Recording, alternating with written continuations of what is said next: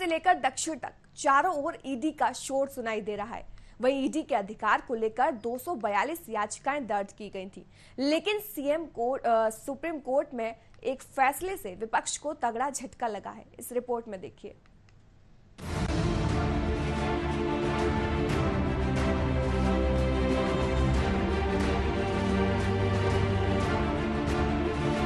विपक्ष हमेशा बीजेपी सरकार पर यह आरोप लगाता रहता है कि सरकार केंद्रीय जांच एजेंसियों का दुरुपयोग करती है और अपने फायदे के लिए इनका इस्तेमाल करती हैं। मौजूदा समय में चारों तरफ सिर्फ ईडी की गूंज ही सुनाई दे रही है, चाहे वो नेशनल हेराल्ड केस में राहुल और सोनिया गांधी से पूछताछ का मामला हो या शिक्षा भर्ती घोटाले में ममता सरकार में मंत्री पार्थ चटर्जी और अर्पिता मुखर्जी का मामला हो, या उधर जम्मू कश्मीर में फारूक अब्दुल्ला से पूछताछ की बात हो, या यूपी में गायत्री प्रजापति से। इन सबसे ईडी पूछताछ कर रही है। वहीं कुछ दिनों पहले महाराष्ट्र में उद्धव की शिवसेना टूटकर शिंदे की शिवसेना बनी। इस टूट के पीछे भी विपक्ष ने ईडी का हाथ बताया। तो वहीं राष्ट्रपति चुनाव में एसपी कांग्रेस के सांसदों विधायकों ने क्रॉस वोटिंग की, उसके पीछे भी ईडी की वजह बताई गई। जिस तरह मायावती हर फैसले में बीजेपी का साथ देती है, उसको लेकर भी ईडी वजह बताई जा रही है। तो वहीं सीबीआई ने लालू यादव के रेल मंत्री रहते हुए घोटाले के आरोप में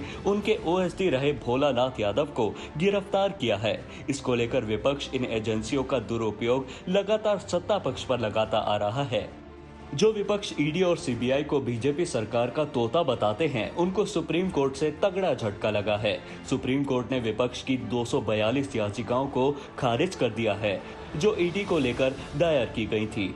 सुप्रीम कोर्ट ने prevention of money laundering act यानी पीएमएलए के तहत गिरफ्तारी के ईडी के अधिकार को बरकरार रखते हुए इस एक्ट के खिलाफ दायर याचिकाओं को रद्द कर दिया है। कोर्ट ने पीएमएलए के कई प्रावधानों की संवैधानिकता को चुनौती देने वाली याचिकाओं पर सुनवाई करते हुए ये फैसला सुनाया। सुप्रीम कोर्ट ने अपने फैसले में ईडी की जांच, गिरफ्तारी और संपत्ति को अटैच करने के अधिकार को बरकरार रखा है।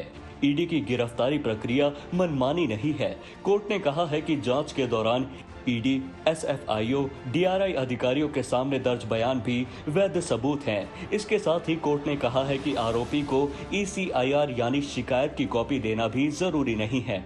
ये काफी है कि आरोपी को बता दिया जाए कि उसे किन आरोपों के तहत गिरफ्तार किया जा रहा है। हालांकि कोर्ट ने कानून के फाइनेंस बिल के जरिए किए बदलाव के मामले को 7 जजों की बेंच को भेज दिया है।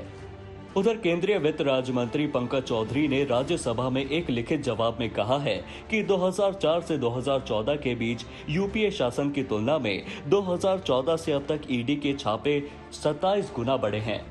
पंकज चौधरी ने बताया कि पिछले साल 8 सालों के दौरान 3010 बार तलाशी की गई। इसके फलस्वरूप करीब 99,356 करोड़ रुपए अपराध की आयु कुर्क की गई।